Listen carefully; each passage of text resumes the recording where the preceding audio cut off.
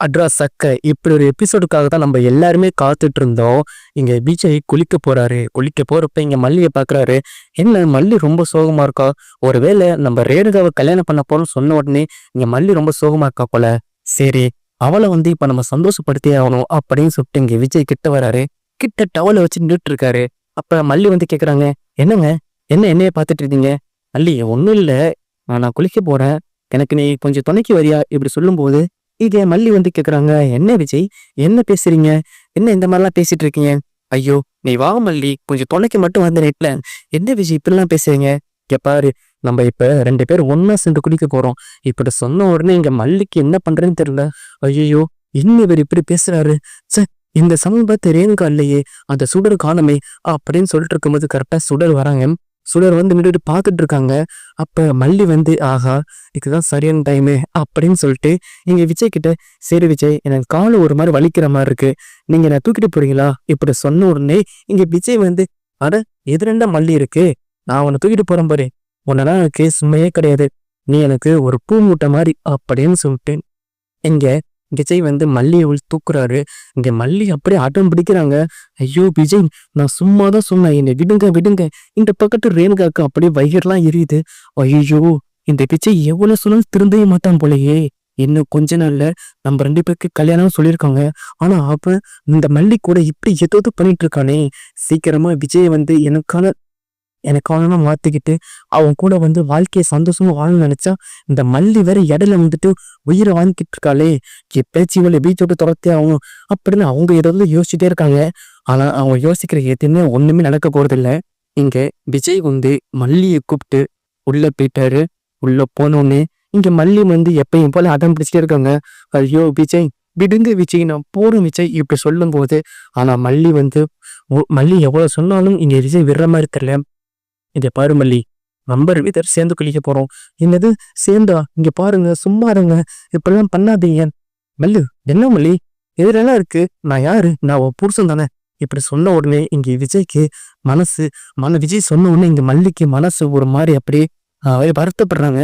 என்ன விஜய், நீங்க இப்படிலாம் பேசுறீங்க? அப்படி என்ன நீங்க ஒய்ஃபா நினைச்சிருந்தா நீங்க எதுக்கு அந்த ரேணுகாவை கல்யாணம் பண்ண போறீங்க? சாரி, அந்த சுடர் எதுக்கு கல்யாணம் பண்ண போறீங்க அப்படின்னு இங்க மல்லி மனசுல நினைக்கிறாங்க.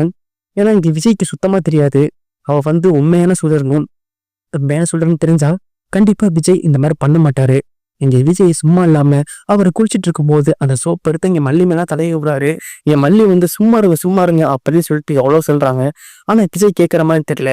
விஜய் எப்பயும் போல அவர் பண்ற அந்த சேட்டையை பண்ணிக்கிட்டே தான் இருக்காரு. இங்க சுடருக்கு அப்படியே வயிறுலாம் ஏரியா இருக்குது. ஐயோ, இந்த விஜய் இந்த மல்லியை உள்ள தூக்கிட்டு போய் கிட்டத்தட்ட 10 நிமிஷத்துக்கு மேல ஆயிட்டு இவ்வளவு என்ன பண்ணுவான் அப்படின்னு சொல்லிட்டு யோசிச்சு போயிருக்காங்க. அப்ப அந்த பக்கம் ராஜி வராங்க. ராஜி வந்தோடனே இங்க ரேணுகா கிட்ட, ரேணுகா என்ன பண்ற இங்க இப்படி சொல்லும் போது, அதுவா, அந்த பிசை இருக்கான்ல, மல்லியை தீட்டு உள்ள போயிட்டான். என்னது, மல்லி கூப்பிட்டு உள்ள போயிடலாம்? என்ன சொல்ற, உண்மையாவா? ஆமா, உன்னை இங்க ராஜேஸ்வரி சொல்றாங்க. அவனை புரிஞ்சிக்க முடியாது.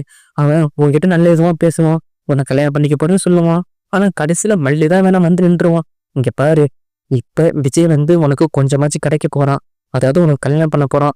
அதுக்கப்புறம் இது விஜய் கூட நீ வாழணும், நீ வாழ்ந்துதான் ஆகணும். எப்பயாச்சும் இந்த மல்லியை வீட்டை விட்டு துரத்துறி, இதெல்லாம் நடக்கிறதே வேற. இங்க சொல்றாங்க, சரி அதெல்லாம் அப்புறம் பாத்துக்கலாம், ஃபர்ஸ்ட் இந்த மல்லியை விஜய் வெளில கூப்பிட்டாங்க அப்படின்னு சொன்னோடனே இங்க ராஜேஸ்வரி வேகமா போய் கதவை போய் தட்டுறாங்க. அப்ப மல்லி சொல்றாங்க, என்னங்க சும்மா இருங்க, அங்க பாருங்க யாரோ கதவை தட்டுறாங்க. மல்லி, என்ன, யாரு கதவை தட்டுறா? கண்டிப்பா அந்த ராஜேஸ்வரி வேலையா தான் இருக்கணும் அப்படின்னு சொல்லிட்டு இங்க விஜய் வேகமா வராரு. வேகமா கதை திறக்கிறாரு. திறந்தோடனே வெளியே ராஜேஸ்வரி தான் நிக்கிறாங்க.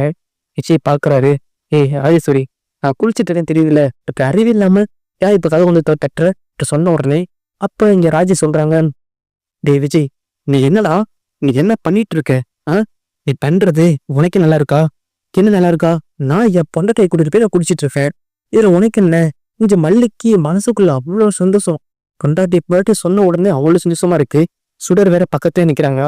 அப்ப சுடர் கேக்குறாங்க விஜய் கிட்ட, என்ன விஜய், கொண்டாட்டி பாட்டின்னு சொல்லிட்டு இருக்க, அப்ப நான் யாரும் உனக்கு? ஐயோ, அது அப்படி இல்லை ரேணுகா, நான் உனக்கு சொன்னாலும் புரியாது.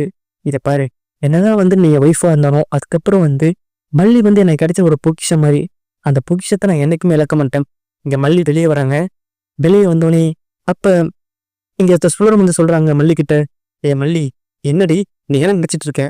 அவர் தான் கூப்பிடுறாருன்னா நீ பின்னாடியே போயிருவியா? இங்க மல்லி அப்படியே சோகமா வாயை மூட்டிருக்காங்க. அவங்களால எதுவுமே பேச முடியல. அப்ப விஜய் ஒரு வார்த்தை சொல்றாரு. "இங்க பாரு எனக்கா, நீ என்னோட ஒய்ஃபா இருக்கலாம். ஆனா மல்லியை எக்காரணத்துக்கு யாருக்கான விட்டு வைக்கவே மாட்டேன்.